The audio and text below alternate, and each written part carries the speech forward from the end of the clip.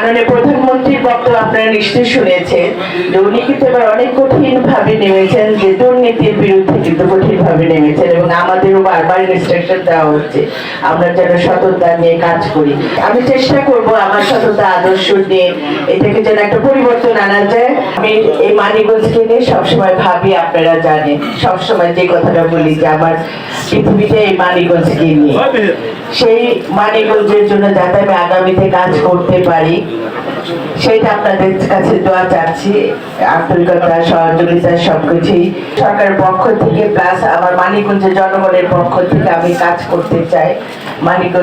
মানিকগঞ্জের প্রতিটা জনগণের কাছে যে আমি কমিটমেন্ট করে আসছি, যখন আমি ভোটের মাঠে গিয়েছি সবার যে আন্তরিকতা, আমার তৃণমূল পর্যায়ে নেতা কর্মী প্লাস আমার সাধারণ জনগণ যেভাবে আমার পাশে এসে দাঁড়িয়েছিলেন, আমি তাদের যে কমিটমেন্ট দিয়ে এসেছি, তাদের পাশে থাকার যে অঙ্গীকার করে আসছি, আমি চাই যেন আমি সেটা ধরে রাখতে পারি এবং মানিকগঞ্জের মানুষের কাছে যেন আমি আমার যে কমিটমেন্ট আছে সেটা যেন পূর্ণ করতে পারি। মানিকগঞ্জে একটা বালিয়াটি বাড়ি, জমিদার বাড়ি, যেটা ওইটা কিন্তু কোনো যত্নে কোনো সংস্কারই করা হয় না, ওইটাকে আমরা আবার ঠিক করতে পারি। এইগুলিকে নিয়ে আমরা কাজ করবো, কারণ মানিকগঞ্জে তো অনেক ঐতিহ্য আছে, সেগুলো নিয়ে কাজ করবো। আর ট্যুরিজমের সকল পর্যটকদের জন্য যাতে যারা আসবে টুরিস্টরা, তাদের জন্য কোনো কিছু করা যায় কিনা, যেটা আমাদের পদ্মার কাছে যেটা অনেকে খুব পছন্দ করে, সেটাকে কাজ করতে। তার আগে আমার মেন কাজটা থাকবে নদী শাসন। এই কাজটা করার পরে দেন আমরা ওই পদ্মাটাকে একটা ট্যুরিজমের জায়গায় নিয়ে আসতে পারবো।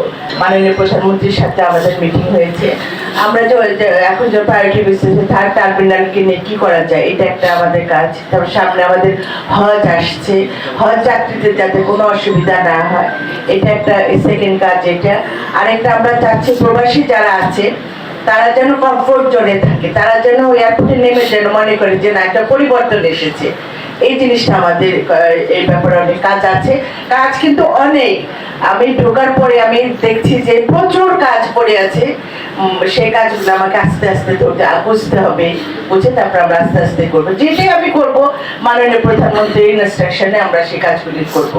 আমাদের মাননীয় প্রধানমন্ত্রীর বক্তব্য আপনারা নিশ্চয়ই শুনেছেন যে উনি কিন্তু এবার অনেক কঠিন ভাবে নেমেছেন, যে দুর্নীতির বিরুদ্ধে কিন্তু কঠিন ভাবে নেমেছেন এবং আমাদেরও বারবার ইনস্ট্রাকশন দেওয়া হচ্ছে আমরা যেন সততা নিয়ে কাজ করি।